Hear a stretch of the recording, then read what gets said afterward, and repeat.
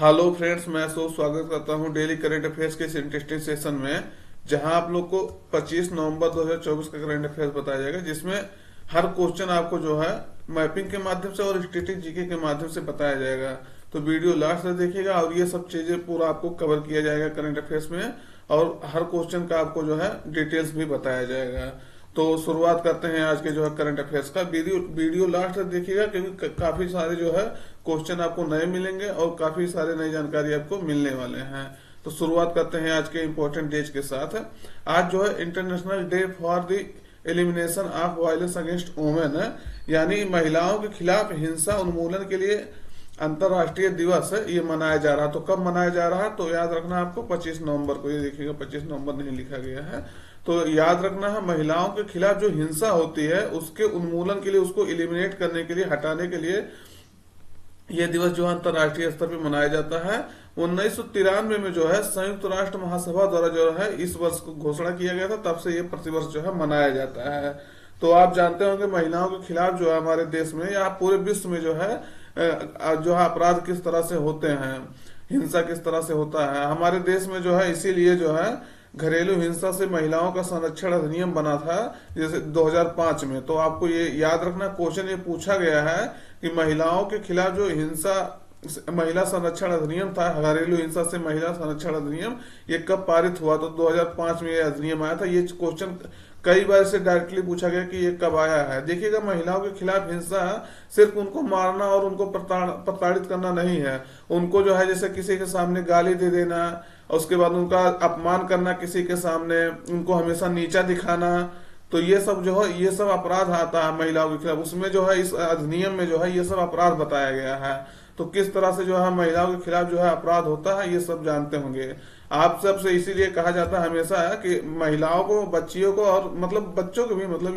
लेकिन बच्चों को तो ज्यादा करके पढ़ाया ही जाता है, बच्चियों को जरूर पढ़ाइए, जिससे वो अपना कम से कम सुरक्षा कर सके, अपना हर चीज से वो अवगत रहे, कभी उनको जो है कोई उनका शोषण ना कर पाए। तो इसलिए बच्चियों को जो है जरूर शिक्षित किया करिए। शुरुआत करते हैं आज के जो है पहले क्वेश्चन के साथ। वो तो इम्पोर्टेंट डेज था। देखिएगा, 9वें अंतर्राष्ट्रीय गीता महोत्सव 2024 में जो है सहयोगी देश, पार्टनर कंट्री के रूप में जो है कौन सा देश भाग लेगा। तो आपको याद रखना है ये जो है इसमें कौन सा देश जो है भाग लेगा। 28 तारीख से शुरुआत होने वाला है, तो आपको बताना है कौन सा इसमें देश जो है पार्टनर कंट्री के रूप में जो पार्टिसिपेट करेगा। तो विकल्प में इंडोनेशिया, तंजानिया, दक्षिण अफ्रीका, नेपाल। सही उत्तर आपका रहेगा दक्षिण अफ्रीकी देश है तंजानिया। तो अफ्रीकी देश है, सॉरी अफ्रीकी देश है, तो तंजानिया इसमें जो है पार्टिसिपेट कर रहा है। अभी हम आपको डोडोमा इसका राजधानी है, मैप में पूरा दिखा देते हैं। तो देखिएगा, ये हरियाणा के कुरुक्षेत्र में जो है हर वर्ष जो है ये आयोजित किया जाता है अंतर्राष्ट्रीय गीता महोत्सव। तो ये चीज आपको याद रखना है, कुरुक्षेत्र में हो रहा, तो ये शायद आपसे नहीं महत्वपूर्ण है, लेकिन इस महोत्सव में जो है अंतर्राष्ट्रीय गीता महोत्सव में कौन सा देश आपकी पार्टनर के रूप में या कौन सा राज्य पार्टनर के रूप में भाग ले रहा है, वो इम्पोर्टेंट हो जाता है। तो 28 नवंबर से 15 दिसंबर तक 2024 तक जो है अंतर्राष्ट्रीय गीता महोत्सव का आयोजन किया जाएगा। इसमें जो है ये कुरुक्षेत्र जो है श्रीमद भगवत गीता का जो है जन्मस्थली है, और सहयोगी देश के पार्टनर कंट्री के रूप में आप देखेंगे तो तंजानिया इसमें जो है पार्टिसिपेट कर रहा है। तो ये चीजें इंपॉर्टेंट हो जाता है। जैसे अभी हार्नबिल जो है फेस्टिवल मनाया जाएगा कहाँ, मणिपुर में, तो वहां जो है बेल्स और जापान को जो है पार्टनर कंट्री के रूप में जो है शुरू कर दिया। 1 दिसंबर से शुरू होने वाला है, तो उसको हम आपको अलग से बता देंगे। तो ऐसे जो है कोई पार्टनर देश होता है, जैसे इस समय जो है अंतर्राष्ट्रीय फिल्म फेस्टिवल जो चल रहा है भारत का गोवा में, तो उसमें जो फोकस देश किससे, ऑस्ट्रेलिया को बनाएगा। तो इसी तरह से इसमें जो है फोकस देश या सहयोगी देश बनाया जाता है, जो उसमें आकर पार्टिसिपेट करते हैं।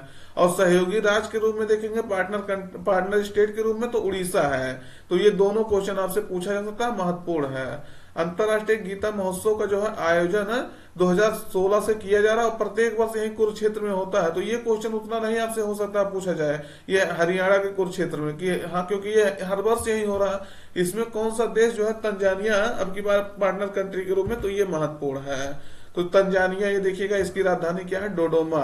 ये अफ्रीकी देश है। ये इसके पास देखिए केन्या हो गया, युगांडा हो गया, रवांडा हो गया, ये सब देश जो है इसके आसपास स्थित है।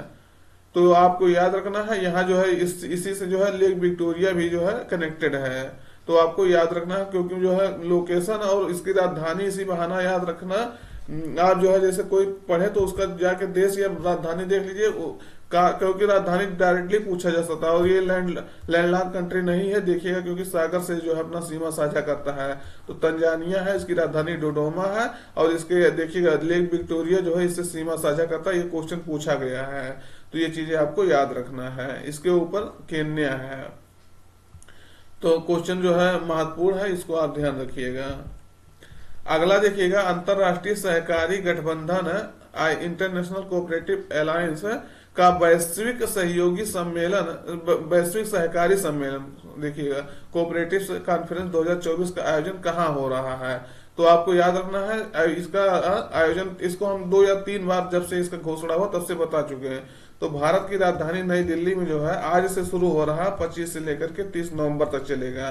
तो इसलिए जो है आज से शुरू हो रहा है, इसलिए इसको हम फिर से बता दे रहे हैं आपको।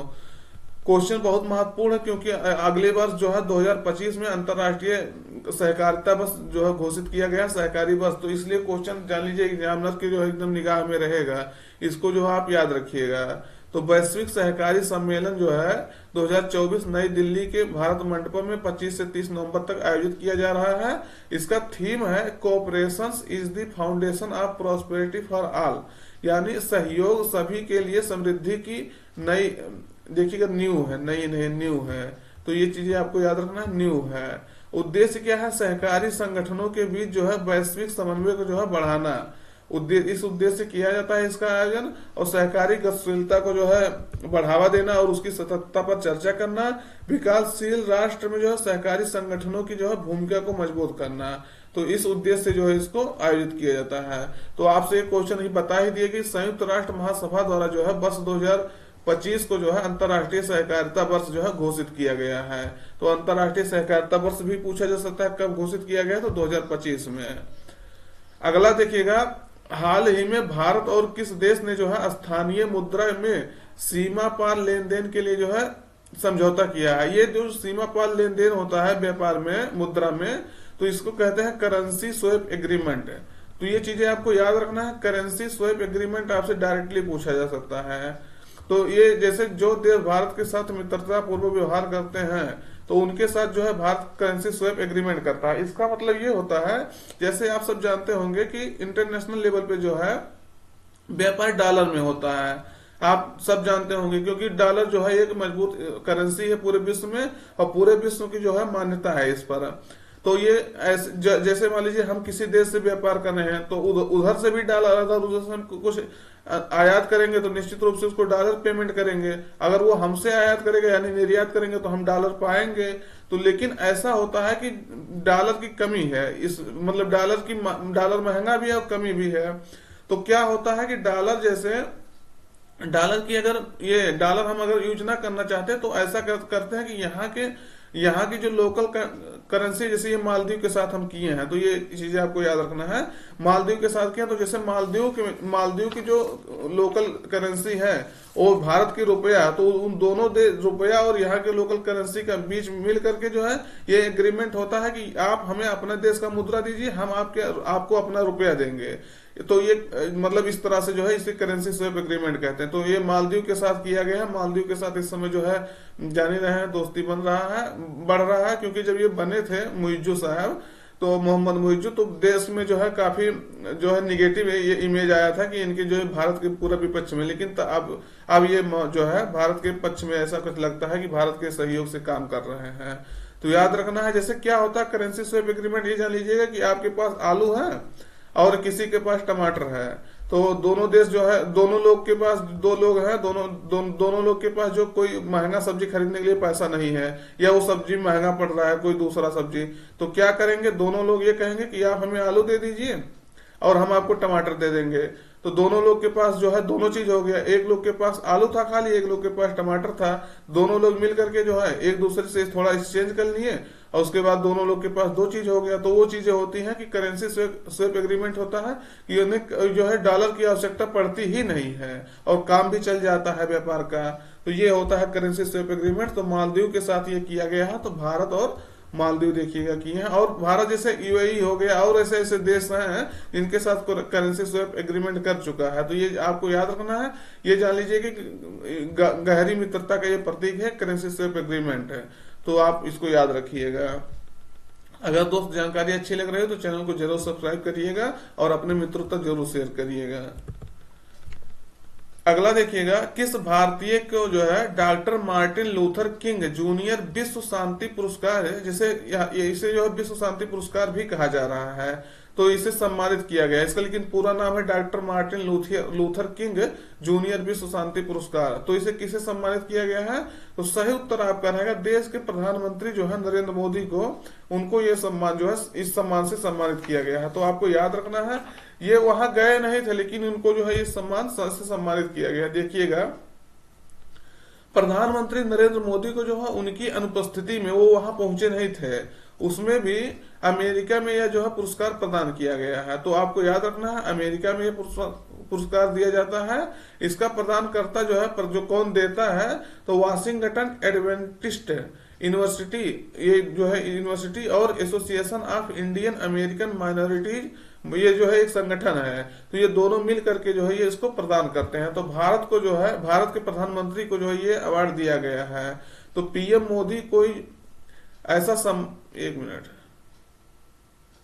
पीएम मोदी को जो है यह सम्मान समाज में, देखिएगा, पीएम मोदी को यह सम्मान समाज में जो है शांति के लिए उनकी कोशिश और अल्पसंख्यकों के हितों की रक्षा के लिए जो है दिया गया है। तो ये याद रखना है, अल्पसंख्यक के हित की रक्षा के लिए और उनकी जो है विश्व लेवल पे शांति स्थापित करने के लिए पुरस्कार दिया गया है। तो आपको याद रखना है, अभी प्रधानमंत्री मोदी जो है कई देश के जो है, जैसे गुयाना हो गए, ये सब देश का जो है, नाइजर हो गए, पुरस्कार मिला है। तो आपको बताना किस किस देश में जो है उन्हें हाईएस्ट और सेकंड हाईएस्ट अवार्ड मिला है। अगला क्वेश्चन देखिएगा, अमेरिकी राष्ट्रपति डोनाल्ड ट्रंप ने जो है किसे वित्त मंत्री यानी फाइनेंस, वहां जो है देखिए मंत्री नहीं कहा जाता है, वित्त मंत्री अपने यहाँ होता है, वित्त मंत्री होता है, वहां फाइनेंस सेक्रेटरी होता है, तो उसको मंत्री कहा जाता है। तो फाइनेंस सेक्रेटरी के रूप में जो है किसे नामित किया है? तो विकल्प में है Scott Bessent, Mike Waltz, Brooke Rollins, मूसी बिल्स। तो सही उत्तर आपका रहेगा स्कॉट बेसेंट को जो है, स्कॉट बेसेंट को जो है ये बनाया गया है का वित्त मंत्री बनाया गया, तो फाइनेंस सेक्रेटरी बनाया गया। तो याद रखना है, डोनाल्ड ट्रंप जो है जब से बने हैं, अभी देखिएगा वहां का इलेक्शन गिना जा रहा है। कल जो है एलन मस्क का हम देख रहे थे, एलन मस्क ने कहा कि भारत में एक ही दिन में 60 करोड़ मतदाताओं का मतगणना हो जाता है, और यहाँ अभी जो है अमेरिका में 4 नवंबर को इलेक्शन हुआ था, तब से मतगणना अभी जो है जारी है। तो देखिएगा वो भारत का वो इलेक्शन का जो है मतगणना जो होता है उसका प्रशंसा कर रहे थे। तो ये देखिएगा इनका टीम है जो है डोनाल्ड ट्रंप का, जो अभी लीडरशिप में आगे अगले 15 या 25 को जो है ये शपथ लेंगे जनवरी 2025 में। तो देखिएगा माइक पेंस जो है उपराष्ट्रपति बनाया गया, ये क्वेश्चन आपसे पूछा जा सकता है। दूसरे नंबर और कई सारे जो है इनकी जैसे इनकी जो हैले हो गए, तो यूएन में इन्हें एम्बेसडर बनाया गया है। एजुकेशन सेक्रेटरी देखिएगा वेट्सी डी वोर्स को बनाया गया है। तो ये जो महत्वपूर्ण, जैसे अटॉर्नी जनरल जो है जेफ सेशन को बनाया गया है। चीफ ऑफ स्टाफ जो होता है रेंस प्रीवियस को बनाया गया है। तो ये जो है महत्वपूर्ण जो विभाग है उनको याद रखिएगा। आपको बताना है एलन मस्क को जो है कौन सी जिम्मेदारी दी गई है। एलन मस्क जो विश्व में सबसे अमीर आदमियों में से एक है, यक्स जिसे ट्विटर कहते हैं, टेस्ला के, स्पेस एक्स के, ये सबके फाउंडर हैं। तो उन्होंने डोनाल्ड ट्रंप को खुलकर जो है प्रचार किया था, तो उनको कौन सी जिम्मेदारी दिया गया है तो आपको बताना है उसका। अच्छा चलिए ठीक है, हम आपको बता भी देते हैं, डोज है उसका नाम, तो डोज का फुल फॉर्म आपको बताना है। तो ये सब है नियुक्तियां, देख लीजिएगा जो आपको इम्पोर्टेंट लगे, क्योंकि कोई भी जैसे 4-5 मंत्रालय है, जैसे विदेश मंत्रालय कौन संभाला, वित्त मंत्रालय कौन संभाला, रक्षा मंत्रालय कौन संभाला, ये सब 4-5 मंत्रालय होते हैं जो भारत से भी डायरेक्ट कनेक्शन होता है। तो उसको जो है किसको बनाया गया है तो आपको बताना है, और ये सब चीजें हम आपको कवर कर दिए हैं। अगला देखिएगा, कैलाश मकवाना को जो है किस राज्य का पुलिस महानिदेशक DGP director general of police जो है नियुक्त किया गया है। तो आपको बताना है किस राज्य का जो है बनाया गया है कैलाश मकवाना को। तो विकल्प में है मध्य प्रदेश, उड़ीसा, राजस्थान, छत्तीसगढ़। सही उत्तर आपका रहेगा मध्य प्रदेश का डीजीपी जो है इन्हें बनाया गया है कैलाश मकवाना को। तो ये चीजें इंपॉर्टेंट है। देखिएगा कैलाश मकवाना जो है ये है। उसके बाद ये देखिएगा एमपी का मैप है, आप सबको बताना है। एमपी की जो है राजधानी आप सब जानते होंगे भोपाल है, लेकिन आपको ये बताना है एमपी का जो हाई कोर्ट है उसका हेडक्वार्टर मतलब मुख्यालय कहाँ है। जैसे उत्तर प्रदेश हो गया तो उत्तर प्रदेश का जो हाई कोर्ट है उसका मुख्यालय जो होता है वो इलाहाबाद होता है, प्रयागराज जिसे अब कहा जाता है प्रयागराज। और उसका जो है एक शाखा जो कहेंगे पीठ जिसे कहते हैं खंडपीठ है, तो ये लखनऊ में बैठती है उसकी राजधानी में। तो उसी तरह से आपको बताना है कि एमपी में जो है इसकी राजधानी में ये भी आपको बताते हैं इसकी राजधानी में इसका जो है हाई कोर्ट का वो नहीं है मुख्यालय। तो आपको ये बताना है कि इसका कहाँ है इसका हेडक्वार्टर है। तो जो एमपी का हाई कोर्ट है वो कहाँ है, उसके बाद दूसरे नंबर इसकी खंडपीठ कहाँ कहाँ है। और ग्वालियर भोपाल में इसका नहीं है मतलब हेडक्वार्टर, हाई कोर्ट इसका यहाँ नहीं है भोपाल में। तो आपको बताना कहाँ है। तो ये इंपॉर्टेंट क्वेश्चन है, आपको बताना पूछा जाता है क्वेश्चन है। अगला देखिएगा दूसरा भारत कैरिकॉम लीडर समिट है 2024 का आयोजन किस देश में किया गया। तो हम ये चीजें कल आपको बता दिए थे, इसको हम उतना नहीं बताएंगे, लेकिन ये क्वेश्चन जो है महत्वपूर्ण है। ये गुयाना में इसका किया गया था, गुयाना के जॉर्ज टाउन में मोदी जो है इसमें पार्टिसिपेट किए थे। और जो है ये पढ़ लीजिएगा क्योंकि कल आपसे बताए थे। और 15 कैरिबियाई देश हैं जो उनका एक संगठन है। और 2019 में पहला जो है कैरिकॉम लीडर समिट न्यूयॉर्क में हुआ था। तो ये चीजें आपको याद रखना है, ये बताया गया था आपसे, तो इसलिए जो हम पूरा वो नहीं बताएंगे, लेकिन क्वेश्चन महत्वपूर्ण था हम इसलिए दोबारा आपको रिवाइज कर दिए। तो गुयाना में इसका किया गया है कहाँ, जॉर्ज टाउन। जॉर्ज टाउन में भी प्रधानमंत्री गुयाना जाने वाले प्रथम देश के जो है प्रथम प्रधानमंत्री बने थे। तो ये भी आपसे बताया गया। वहां यहाँ जाने के बाद इनका यहाँ का सम्मान सर्वोच्च सम्मान भी इनको दिया गया था। तो आपको याद रखना है ये जॉर्ज टाउन में इसका आयोजन हुआ था। तो ये जो कैरेबियन देश हैं 15 कैरेबियन देश, जैसे हैती हो गया, डोमिनिकन रिपब्लिक हो गया, क्यूबा हो गया, तो ये सब जो है होंडुरास, निकारागुआ, ये सब जो है देश इसमें पार्टिसिपेट करते हैं। 15 देश हैं। तो ये 2019 में न्यूयॉर्क में हुआ था, अब की बार कहाँ हुआ है तो जॉर्ज टाउन में हुआ। तो क्वेश्चन महत्वपूर्ण है क्योंकि देश के प्रधानमंत्री राष्ट्रपति उसमें पार्टिसिपेट किए थे। अगला देखिएगा शेरिंग तोब्गे किस देश के जो है प्रधानमंत्री हैं जो भारत की 3 दिवसीय भारत की यात्रा पर है, लेकिन हम आपको बता रहे हैं 3 दिवसीय यात्रा पर हैं। तो किस देश के हैं, विकल्प में है थाईलैंड, भूटान, वियतनाम, कंबोडिया। सही उत्तर आपका रहेगा भूटान के जो है ये प्रधानमंत्री हैं। तो 3 दिवसीय जो है भारत की यात्रा पर आए हैं। भूटान की ये देखिएगा मैप है, थिम्पू इसकी राजधानी है। तो आपको जो समझौता होगा उसके बारे में आपको फिर जब समझौता हो जाएगा तो बता दिया जाएगा। ये देखिएगा प्रधानमंत्री मोदी के साथ जो है शेरिंग तोब्गे। तो याद रखना है ये ऐसे क्वेश्चन पूछा गया है, यहाँ तक कि जो है विदेश मंत्री आए थे तो वहां वो क्वेश्चन पूछा जाता था कि जैसे ये विदेश मंत्री किस देश के विदेश मंत्री थे जो भारत की यात्रा पर आए हैं। तो प्रधानमंत्री के बारे में निश्चित रूप से पूछा जा सकता है किसी देश के प्रधानमंत्री भारत में आए हैं। तो सेशन कैसा लगा कमेंट करके जरूर बताइएगा। और वीडियो अगर पसंद आ रहा तो जरूर लाइक करिएगा और अपने मित्रों तक जरूर शेयर करिएगा।